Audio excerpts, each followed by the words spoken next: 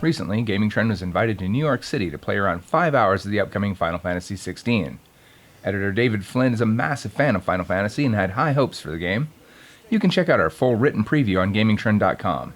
I'm Ron Burke, Editor-in-Chief for Gaming Trend, and this is Final Fantasy XVI. Find a way. My brother always looks after me. Right? Go on. You're sure to hit him eventually. Don't give up. Before we start, I need to state that this is a special version made just for media to experience, and that contents may differ slightly from the final version. Our demo time was divided into 3 major sections, the first starting from the beginning of the game up to the end of the Greatwood Dungeon, the second taking place a bit later in an open area, and the third being a combat-focused experience showing off a dungeon and an icon battle. After an intro sequence, we flash back to Clive's training at the age of 13 to become a shield for his brother, Crown Prince, and Dominant of Phoenix, Joshua. I'm going to save story discussion for later, and even that's more about tone, characters, and theming, because you don't want this to be spoiled for you, so let's dive right into combat. Clive can perform a 4-hit melee combo by simply tapping square. If you need some space but don't want to let up on the offensive, he also has access to a magic spell that you can shoot by tapping triangle. It's simple and easy to grasp on the surface, but the hidden depth comes in the form of magic bursts. With proper timing, after each sword strike you can point-blank shoot a powerful spell for even more damage. It can be difficult to get all 4 magic bursts in a single combo, but it's incredibly satisfying and even quicker than a normal combo, since magic bursts seem to cancel the ending lag of each swing.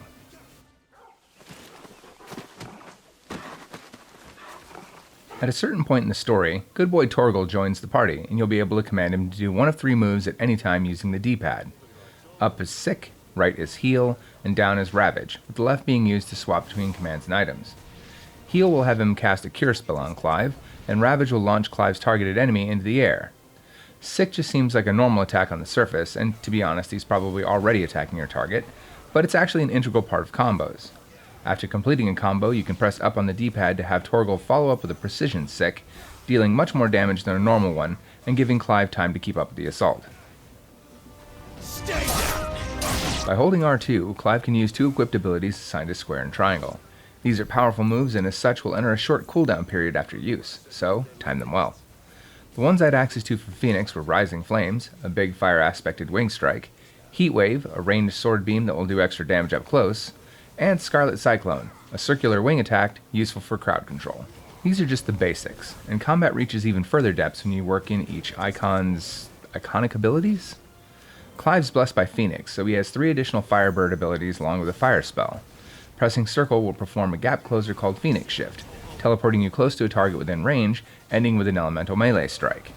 Obviously this is great for closing the distance, but you can still work it into a combo whenever you wish. While each of these iconic abilities will deal powerful damage, each one using the element of their channeled icon, they're also great for breaking an enemy. Much like Final Fantasy XIII, powerful foes like bosses will have a break gauge underneath their health bar that, when depleted, will stagger them and open them for a time to even more damage. Initially I wanted to save my iconic abilities to pile hits on broken enemies, but they can also greatly deplete the break bar. Later on in the demo, when I had access to Phoenix, Garuda, and Titan styles, it was clear that I couldn't fit them all into the stagger window, so I just used multi-hit attacks like Garuda's Gouge and Titan's Raging Fists, which, as I say them out loud, kind of feels like a JoJo's reference. This allowed me to quickly break my foes and then drop in all of my other abilities for pure damage. Playing without any of the timely accessories, this game's pretty challenging. They throw mini-bosses at you constantly, and you still need to be on your toes in normal encounters too. Enemies fight just as aggressively as you do, and they'll come at you from all angles. Every major boss has me using up almost my entire supply of potions, and in one we finished the fight with only 14 hit points out of several thousand. You really need to learn the timing of attacks to dodge them, know when to stay back, and be aware of any of the 14 or so hazard indicators. It makes for a thrilling challenge, especially once you get the hang of things, and the game keeps track of how many magic bursts and perfect dodges you can pull off in a row. As for defensive options, while Clive can't block, he has 2 major options for dealing with enemy attacks. Pressing R1 will have him dodge, and dodging at the last minute will allow you to follow up with a precise counter or spell. If you're confident in your timing, you can instead parry certain attacks by pressing square the exact moment a hit would connect. This will slow down time for a brief moment, leaving the enemy open for attack. It's a challenge not everyone will be able to tackle though, which is where 16 does have me a bit worried. The game does have the aforementioned timely accessories for players to customize the difficulty by automating certain things like dodges and combos, but I'm not sure that's enough for players with, for example, repetitive strain injury. By equipping timely accessories for auto combos, dodging, and toggle commands, we were able to simplify combat to just mashing square, but obviously mashing can be painful for some. There's an attack you can learn that involves holding square, but I think for those who just want to enjoy the story, a few more concessions need to be made to make the game more accessible.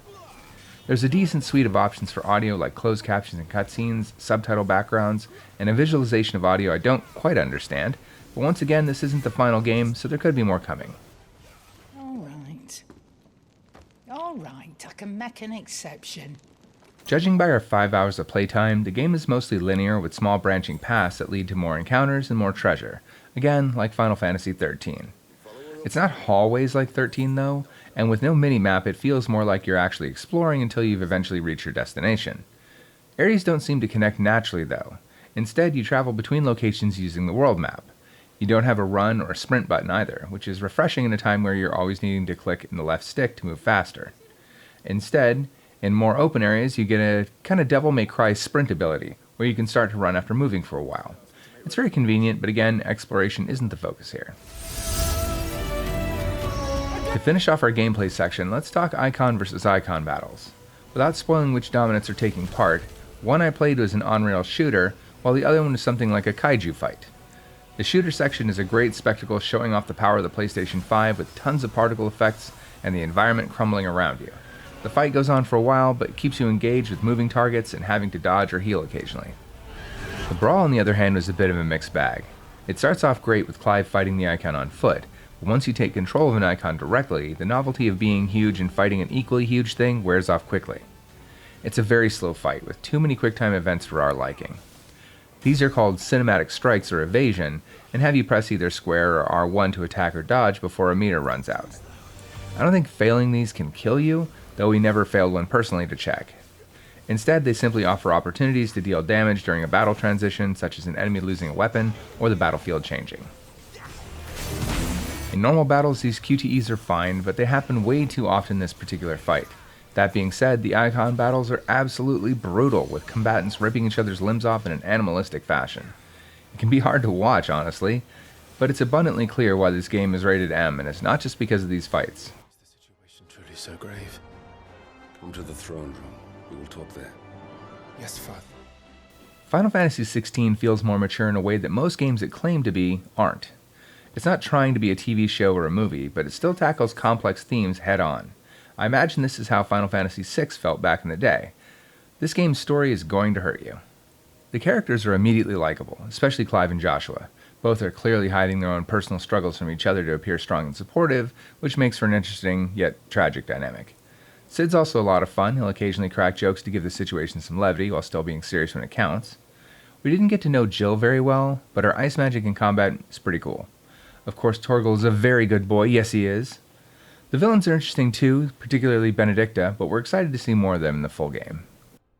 It's been a while since Final Fantasy had a proper medieval setting, and it's refreshing to see Moogles and Chocobos once again. The thing that really stuck with us about the world is actually the mundane use of magic. People use fire spells to light cigarettes and candles, water crystals to pour drinks, and so on. It's little details like that that really make the world feel lived in. Lastly, I want to give special mention to the sound. As you'd expect from Soken, the music is phenomenal. He works in leitmotif, particularly from Final Fantasy XIV, very frequently, and it's exciting to hear the prelude or Fallen Angel sneak into other songs as a fan. I'm sure we'll have more to say about that in the full review, but we really appreciated the sound effects in this preview. You can hear Clive's leather squeak as he moves around occasionally, the clack of Torgal's paws on stone, and the bugs and other animals scurrying around in the forest. I remember in Final Fantasy XV there were quite a lot of instances, like Noctis and Gladio falling hard on stone, that just didn't have the sound effects, and I'm glad that that's not an issue here. Once again, it's its attention to detail that really immerses you in the game. We really appreciated our time with the game ahead of launch, and it only served to make us more excited for where the series is headed. You can find our full review at gamingtrend.com closer to when the game launches.